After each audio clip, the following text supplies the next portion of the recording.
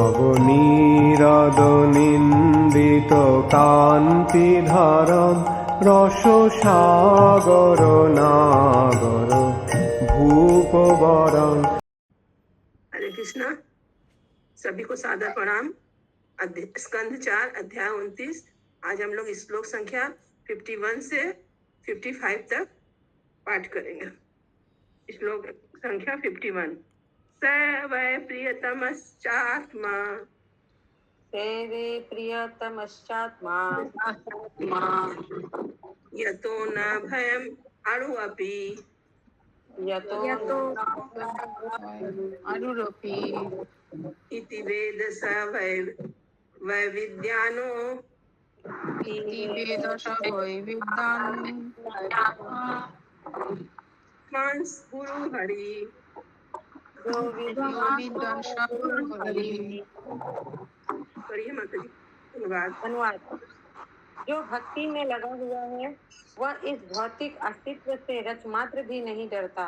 इसका कारण यह है कि वो पुरुषोत्तम भगवान परम आत्मा है और सबके मित्र हैं। जो इस रहस्य को जानता है वही वास्तव में शिक्षित है और ऐसा शिक्षित व्यक्ति ही संसार का गुरु हो सकता है। जो वस्तुतः प्रमाणित गुरु अर्थात श्री कृष्ण का प्रतिनिधि है वह श्री कृष्ण से भिन्न नहीं होता। तात्पर्य। श्रील विश्वनाथ चक्रवर्ती ठाकुर कहते हैं, साक्षाद्वद्रित्वेन समस्त शास्त्रे रक्तस्था भावतः एवं सद्धि। अरे मंगलाचरण का माता जी, अरे उसका मंगल आरती का साक्षात धरित्वेन समस्त शास्त्रे तथा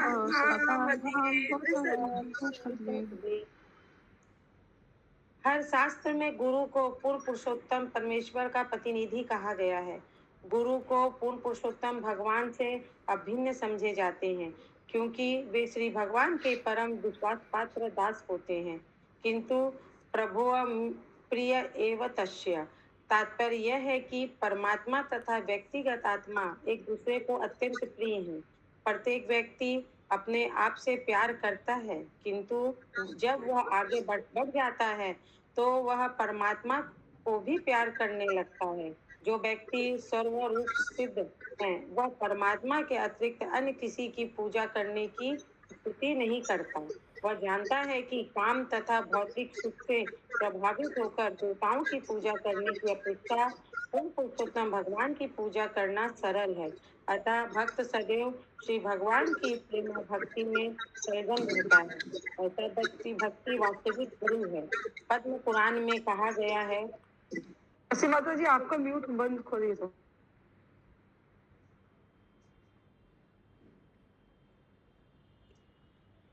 माता जी श्लोक आप पढ़ दीजिए माता जी।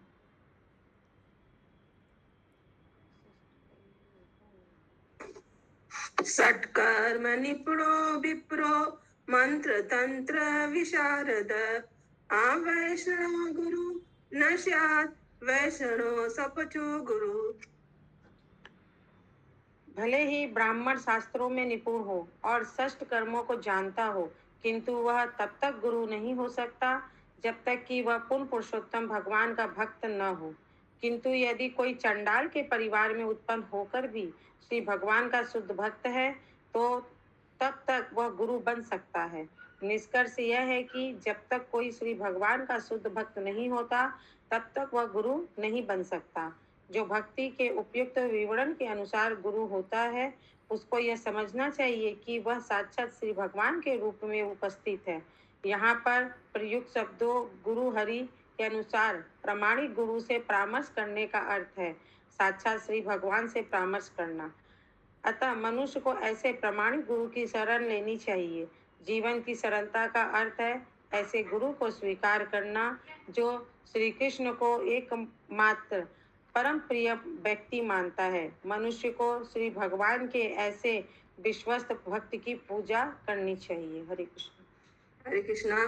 तो हम लोग को गुरु ऐसा स्वीकार करना चाहिए जो कृष्ण भगवान को ही भगवान माने, और सब देवी देवता को जो लोग मानते हैं ऐसे गुरु को स्वीकार नहीं करना चाहिए। यहाँ पे गुरु की यहाँ पे ग्लोरिफिकेशन किया गया है। सत्कर्म क्या हुआ? गुरु का सत्कर्म क्या हुआ, कोई जानता है?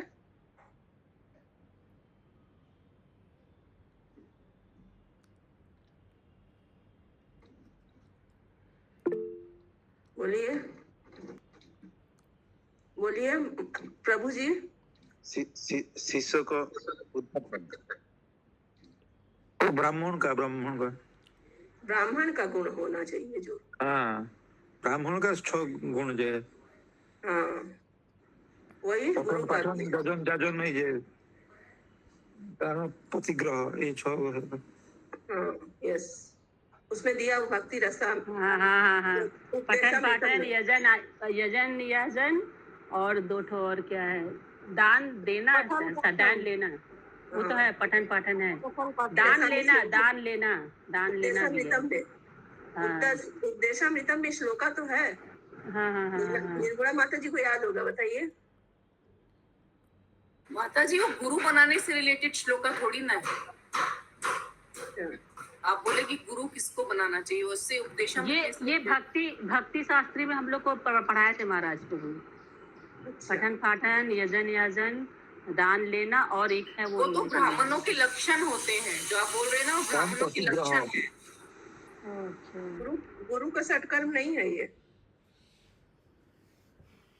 ब्राह्मण के सत्कर्म ही तो लिखा हुआ, गुरु का नहीं लिखा हुआ। यही होगा माता जी। किसी का कोई क्वेश्चन है? श्लोका 52। प्रश्न एवं ही संचिन्नो अवतः पुरुषर्भ नारद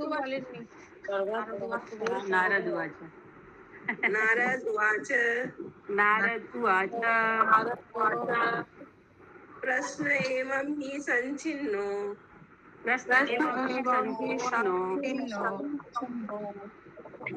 भवतः पुरुषऋषभ अत्र मे वदतु गुह्यम् निशामय सुनिश्चितम्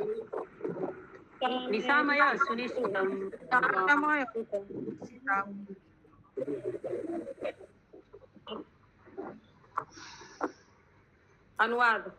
श्री नारद मुनि ने आगे कहा, हे महापुरुष, माता जी म्यूट कर लीजिए।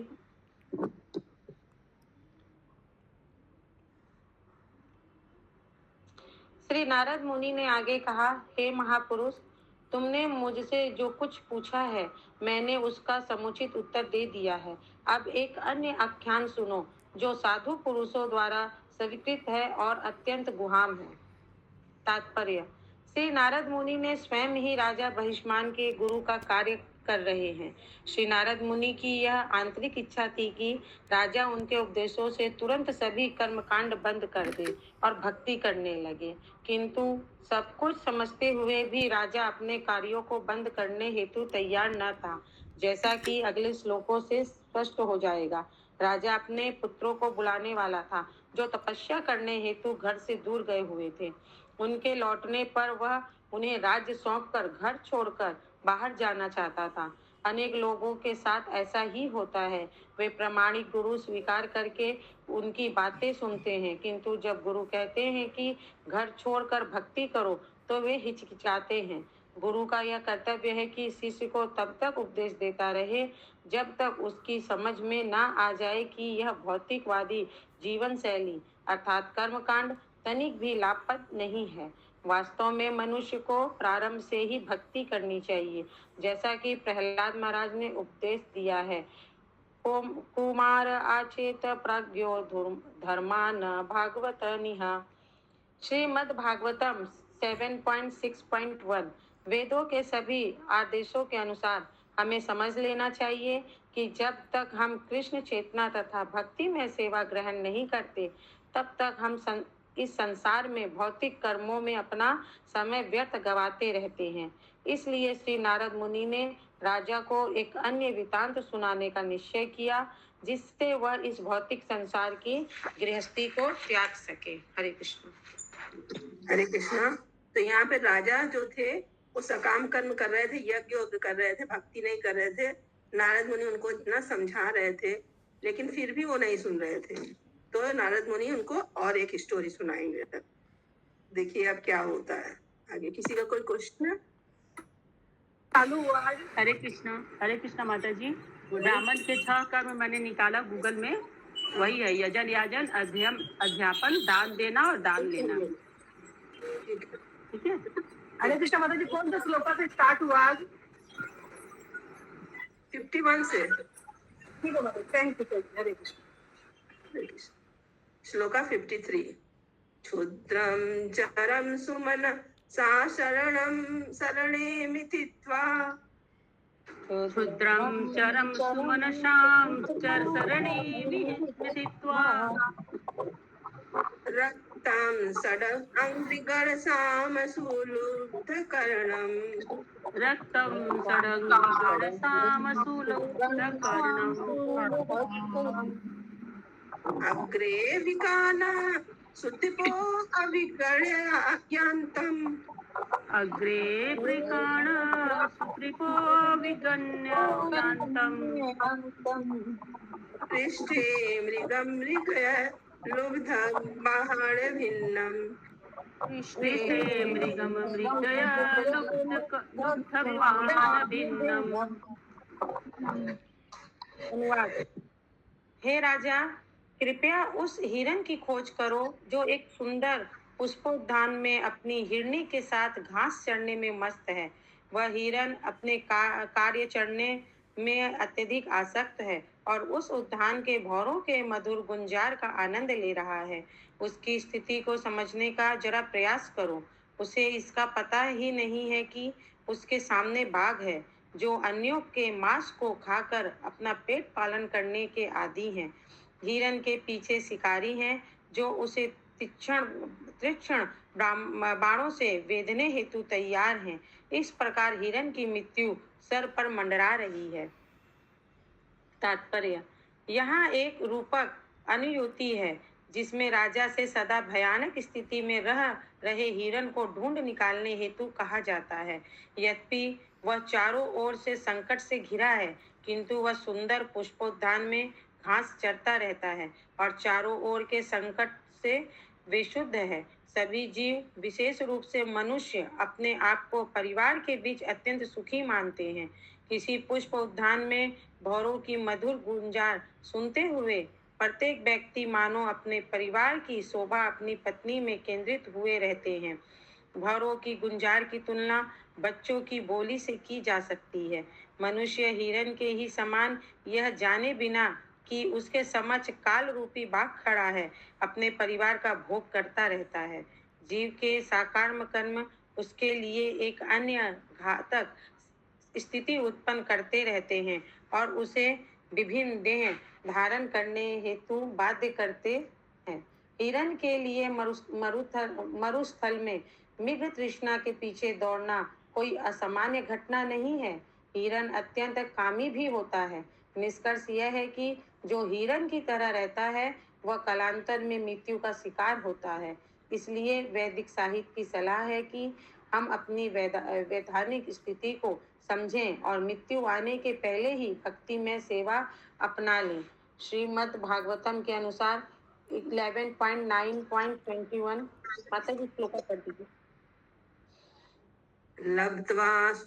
लब्ध्वा सुरदलम् इदं बहु संभवान्ते मानुष्यम् अर्थदं नित्यम् अपीह धीर तूर्णं यतेत न पतेदनु मृत्युद्यामन् निःश्रेयसाय विषय खलु सर्वतः स्यात्। अनेक जन्मों के पश्चात हमें यह मनुष्य देह मिलती है, अतः मृत्यु आने के पूर्व हमें अपने आप को श्री भगवान की दिव्य प्रेममयी सेवा में लगा देना चाहिए। यही मानव जीवन की पूर्णता है। इस तात्पर्य में प्रभुपाद जी बता रहे हैं, देखिए कि मनुष्य का जीवन जो है वो किससे तुलना की है? हिरण से।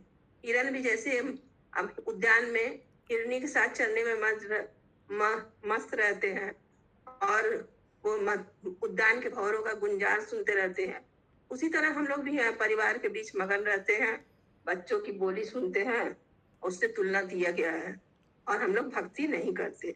तो लिखा लास्ट में देखिए लिखा हुआ, अनेक जन्मों के पश्चात हमें यह मनुष्य देह मिलती है। अतः मृत्यु आने पर हमें भगवान की दिव्य प्रेमा भक्ति करनी चाहिए। मानव जीवन की यही पूर्णता है, ऐसा करना चाहिए। बोलिए माता जी। हरे कृष्णा माता जी, मेरा यही इसी संदर्भ में बोलना है। अभी जैसे चातुर्य मास से चल रहे हैं ना सब, मतलब वो ये टीम फॉर्मेट सेट किया गया है, तो हम इसका सब फायदा उठाकर भक्ति में तीव्रता ला सकते हैं। और भागवतम का ये जो बोल रहे हैं ना, मनुष्य जीवन दिव्य प्रेम भक्ति करनी चाहिए, तो यही साधना भक्ति करते करते अभी हमें मौका मिला है सबको 4 मास अच्छे से भक्ति करने का, तो सब हम अच्छे से कर सकते हैं। मेरा यही बोलना था। हरे कृष्णा। तो सभी से रिक्वेस्ट है कि सभी लोग अच्छे से 4 मास भक्ति करिए, तब आप लोग का हैबिट हो जाएगा। उसी तरह फिर 8 मास भी करेंगे। और श्लोका बोलिए माता जी। মাতাজি, ব্রাহ্মণের 6টা গুণের মধ্যে যজন যাজন, পঠন পাঠন, অধ্যয়ন, আর একটা কি? दान देना और दान लेना। अच्छा, ठीक है। ठीक है। श्लोका 54, ये तो बहुत लंबा श्लोक है भाई। कौन सा श्लोक है, कैसे पढ़ा जाएगा इसको?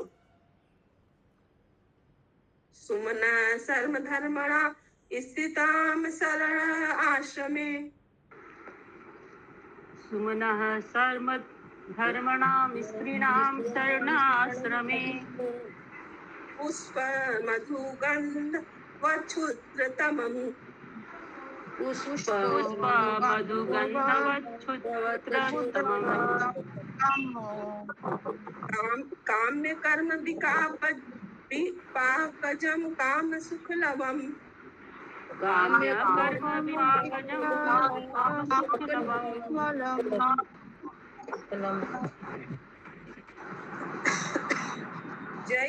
जय हे उपस्थादि विचिन्तवन्तम्, जय उपस्थयाति विचिन्तवन्तम्, मिथुनी भूय तदि विनिवेशितं मनसम्,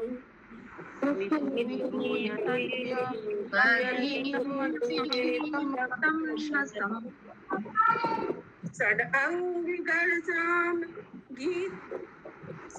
गीत वदति मनोहर,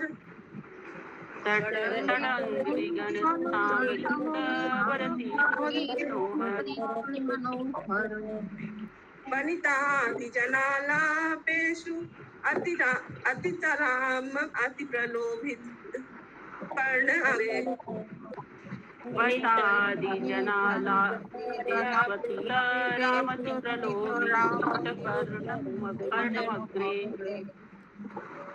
एकयूथ ताद्मना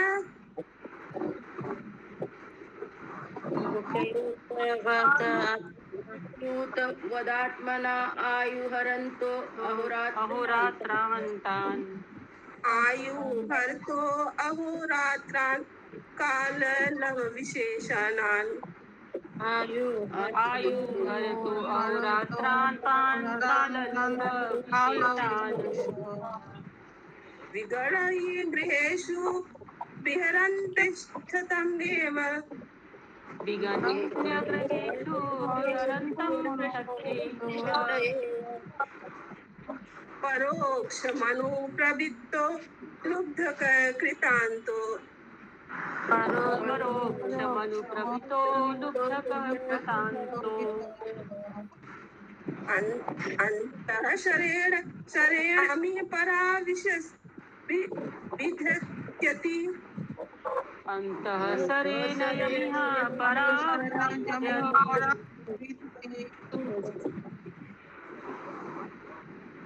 तमिम आत्मनम् अहोराजन्धि न हृदयं द्रष्टुम् अहर्षिति,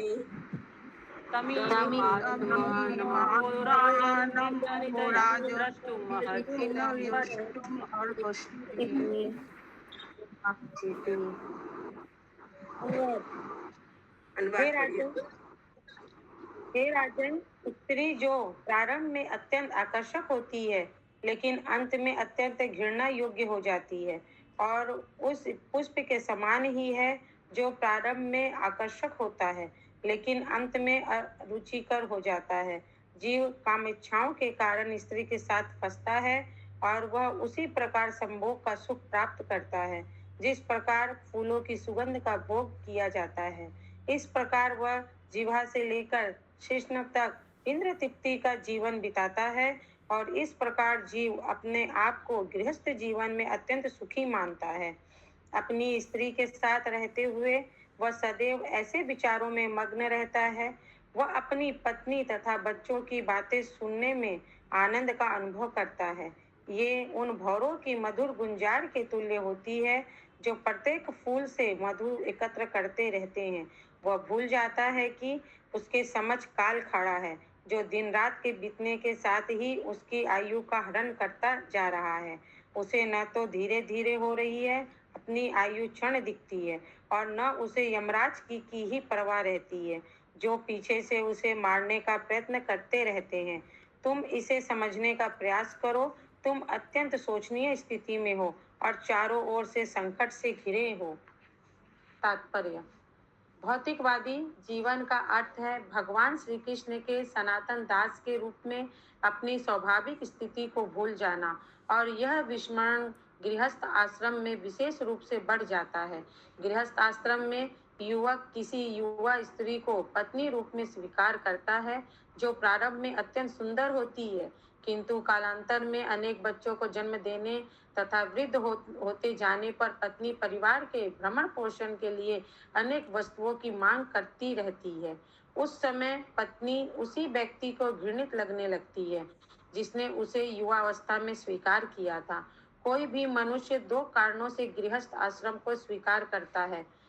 पहला, पत्नी पति की रुचि के अनुकूल स्वादिष्ट व्यंजन तैयार करती है और रात्रि में वह उसे काम सुख प्रदान करती है। गृहस्थ आश्रम में आसक्त व्यक्ति सदैव इन्हीं दो बातों का चिंतन करता रहता है, स्वादिष्ट भोजन तथा काम सुख। पत्नी की बातें परिवार का विनोद करने वाली होती है तथा बच्चों की बातें जीव को आकृष्ट करती है। इस प्रकार वह यह भूल जाता है कि उसे एक दिन मरना है और अनुकूल शरीर में प्रवेश पाने हेतु अगले जीवन की तैयारी करनी है। उद्यान में स्थित हिरण अनुयोति के रूप में प्रयुक्त है जिससे श्री नारद मुनि राजा को बताना चाहते हैं कि राजा स्वयं इसी प्रकार की परिस्थितियों से घिरा है। वास्तव में प्रत्येक प्राणी की ऐसी ही पारिवारिक स्थिति है जो उसे पथभ्रष्ट कर देती है। इस प्रकार जीव यह भूल जाता है कि उसे श्री भगवान के धाम वापस जाना है। वह केवल पारिवारिक जीवन में उलझा रहता है। इसलिए प्रहलाद महाराज ने इंगित किया है, हित्वा आत्मा पातम गृहम अंधकूपम वनम गतो यद रिमाशयेत। गृहस्थ जीवन अंधकूप के सदृश है जिसमें मनुष्य गिर जाता है और असहाय होकर मर लिखा हुआ है, जिसमें मनुष्य गिर जाता है और असहाय होकर मर जाता है।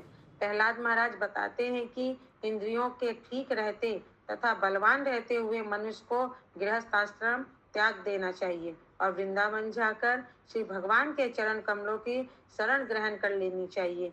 वैदिक सभ्यता के अनुसार मनुष्य को एक आयु विशेष में 50 वर्ष पर वानप्रस्थ ग्रहण करके अंत में सन्यासी रूप में अकेले रहना चाहिए। यही वैदिक सभ्यता की स्तुत विधि है जिसे वर्ण आश्रम कहा धर्म कहते हैं। जब मनुष्य गृहस्थ जीवन को भोग कर संन्यास ग्रहण करता है तो भगवान श्री विष्णु को प्रसन्न कर लेता है। मनुष्य को अपने परिवार या सांसारिक जीवन में अपनी स्थिति को समझना चाहिए। इसी को बुद्धिमता कहते हैं। उसे अपने जीव के स्वाद को पूरा करने तथा पत्नी के साथ संभोग करने में ही नहीं फंसे रहना चाहिए। ऐसा करने पर मनुष्य अपने जीवन को व्यर्थ गवाता है। वैदिक सभ्यता के अनुसार मनुष्य को ऐसी अवस्था विशेष में परिवार को त्यागना ही पड़ता है। यदि आवश्यक हुआ तो बल का प्रयोग भी करना पड़ता है। दुर्भाग्यवश वैदिक जीवन के तथाकथित अनुयायी जीवन के अंतरकाल तक भी अपना परिवार नहीं त्यागते। जब तक मृत्यु उसे विवश नहीं कर देती। सामाजिक प्रणाली में आमूल परिवर्तन की आवश्यकता है और समाज को 4 वर्णों तथा 4 आश्रमों में श्रेणीबद्ध करने वाले वैदिक सिद्धांतों को फिर से अपनाना चाहिए। हरे कृष्ण। हरे कृष्णा। किसी का कोई क्वेश्चन हरे है? कृष्णा। हाँ, हरे कृष्णा माता जी। यहाँ पे जो है 4 लाइन ऊपर लिखा हो, यदि आवश्यक हुआ तो बल का प्रयोग करना पड़ता है, क्या चीज के लिए? यमराज का बल। यमराज का यमराज, बल होगा। हाँ। परिवार को त्यागना ही पड़ता है, यदि आवश्यक हुआ तो बल का भी प्रयोग करना पड़ता है। तो क्या लिखा है? वैदिक सभ्यता के अनुसार मनुष्य को एक अवस्था विशेष में परिवार को त्यागना पड़ता है। तो अवस्था विशेष कब होता है? जब मृत्यु आती है तभी तो होता है। ठीक है। लिखा है ना, दुर्भाग्यवश वैदिक जीवन के तथा कई अनुयायी जीवन के अंत काल तक अपने परिवार को नहीं त्यागते, जब तक मृत्यु से विवश नहीं कर देती। माता जी, ये दुर्भाग्यवश वैदिक का क्या मतलब है कि तथाकथित अनुयायी जीवन के अंत काल तक भी अपना परिवार नहीं त्यागते? तो आजकल कोई त्यागता है माता जी? वर्णाश्रम धर्म में कोई जाता है 50 साल के बाद? मरने के बाद ही सब जाता है भगवान के पास। ओके। पहले, उसके पहले कोई अपने परिवार को त्यागता नहीं है। मृत्यु विवश कर देती है तब सब त्याग देता है, चाहे परिवार हो, चाहे जो बाल बच्चा हो, जो भी हो। और किसी को कोई क्वेश्चन है? तात्पर्य तो बहुत इजी था, प्रभुपाद जी बहुत अच्छे से समझाए हैं।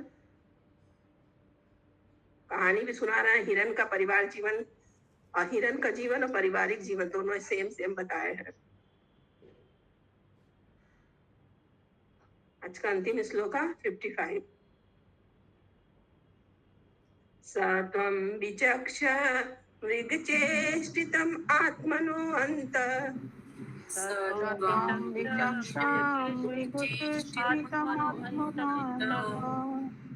चित्तं नियक्ष हृदि कर्णधूम च चित्ते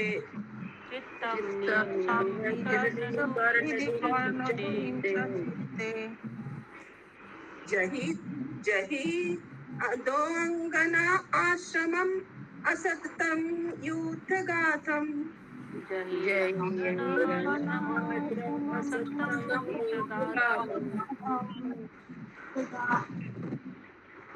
प्रीणिहंस शरणं वीरं क्रमेण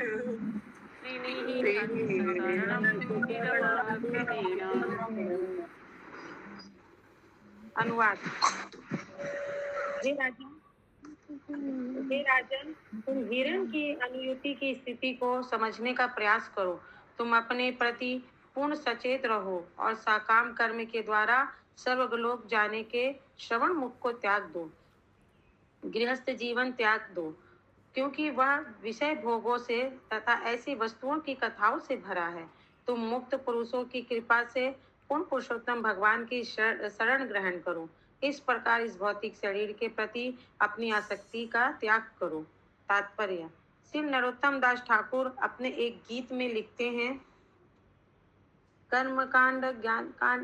माता जी कैसे गाएंगे? माता जी करो भी, माता जी आप गाइए मंगला गाना। কর্মকাণ্ড জ্ঞানকাণ্ড কেবল বিষের ভাণ্ড অমৃত বলিয়া যে বা খায় নানা জনি সাদা ফিরে কদর্য ভক্ষণ করে তার জন্ম অধপাতে যায়। हरि बोल हरि बोल। कर्म कांड तथा ज्ञान कांड विष के प्यालों के तुल्य है। जो भी इनको अमृत समझकर पीता है, उसे जन्म जन्मांतर विभिन्न प्रकार के देहों में भी कठिन संघर्ष करना पड़ता है। ऐसा व्यक्ति सभी प्रकार के व्यर्थ पदार्थ खाता है और तथाकथित इंद्र सुख के कार्यों के कारण तृप्त हो जाता है। सामान्यतः लोग सांसारिक कर्मकांड तथा ज्ञान कांड के कर्म फलों के प्रति आकृष्ट होते हैं। वे स्वर्गलोक जाने की अभिलाषा, ब्रह्मा में तादात्म्य अथवा जीव तथा जन इंद्रियों के आनंद से मुग्ध होकर ब्रह्म में तादात्म्य अथवा जीव तथा जन इंद्रियों के आनंद से मुग्ध होकर पारिवारिक जीवन में ही बने रहना चाहते हैं। श्री नारद मुनि राजा बहिष्मण को स्पष्ट उपदेश देते हैं कि वह संपूर्ण जीवन गृहस्थ आश्रम में न व्यतीत करे। गृहस्थ आश्रम में रहने का अर्थ है अपनी पत्नी के वश में होना। मनुष्य को यह सब त्याग कर परमहंस आश्रम में जाना चाहिए, अर्थात अपने आप को गुरु के अधीन कर देना चाहिए। परमहंस आश्रम श्री भगवान का आश्रम है, जहाँ गुरु ने शरण ले रखी है। श्रीमद् भागवतम 11.3.21 में प्रमाणिक गुरु के लक्षण इस प्रकार बताए गए हैं। तस्मादं गुरुं प्रपद्यते जिज्ञासु सेव उत्तमं साध्ये परे च निष्कातं ब्राह्मणयोपशमाश्रयम्। जो व्यक्ति वास्तविक सुख प्राप्त करने का इच्छुक हो, उसे प्रमाणिक गुरु की खोज करनी चाहिए और दीक्षा के द्वारा उनकी शरण ग्रहण करनी चाहिए।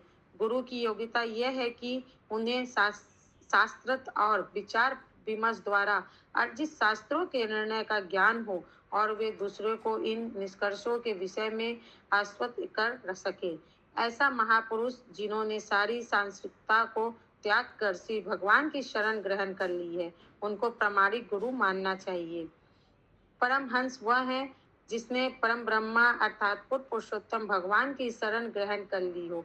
यदि कोई ऐसे परमहंस गुरु की शरण ग्रहण करता है तो धीरे धीरे वह अभ्यास तथा उपदेश से भौतिक जीवन से विरक्त होने लगता है और अंत में श्री भगवान के धाम को जाता है।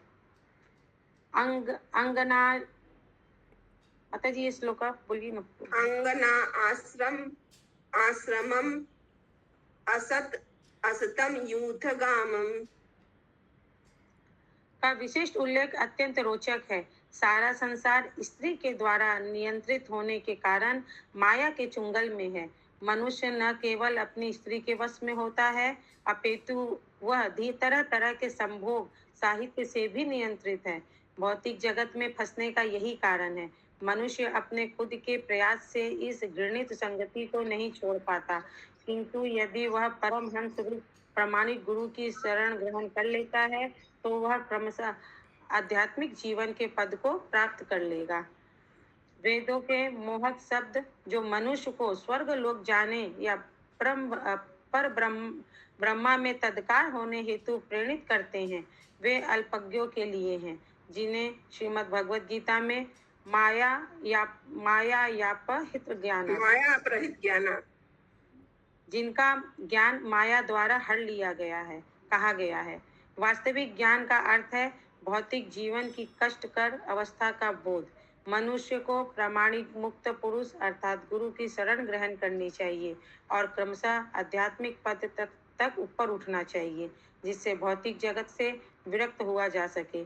श्री विश्वनाथ चक्रवर्ती ठाकुर के अनुसार हंस शरणम का अर्थ है वह कुटी जिसमें साधु पुरुष रहते हैं। सामान्यतः साधु जंगल में दूरस्थ स्थान पर या साधारण कुटिया में रहता है, लेकिन हमें ध्यान रखना होगा कि समय बदल चुका है। जंगल जाकर कुटिया में रहना भले ही साधु के हित में हो, किंतु यदि कोई उपदेशक हो जाता है तो विशेषकर पाश्चात्य देशों में तो उसे अनेक तरह के लोगों को आमंत्रित करना पड़ता है जो सुखद मकानों में रहने के अभ्यस्त होते हैं।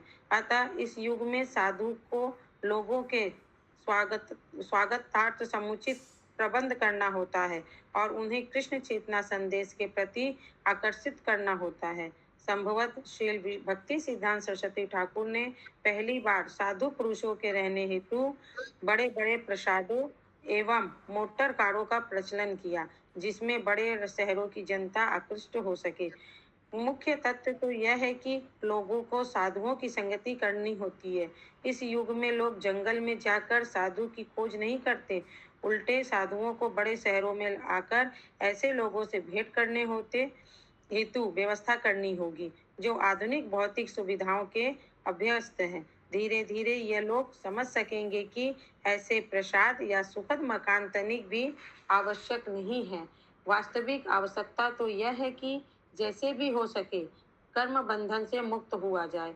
श्रील रूप गोस्वामी के आदर्शानुसार अनासक्ते स विषयान यथा यहम उपयुजतः निबंध कृष्ण संबंधे युक्तम वैराग्यम उच्यते। जब मनुष्य किसी चीज से आसक्त नहीं होता और उसके साथ ही प्रत्येक वस्तु को भगवान श्री कृष्ण के हेतु स्वीकार करने लगता है तो उसे वैराग्य से युक्त कहा जाता है। भक्ति रसामृत सिंधु 1.2.2 श्लोक 255।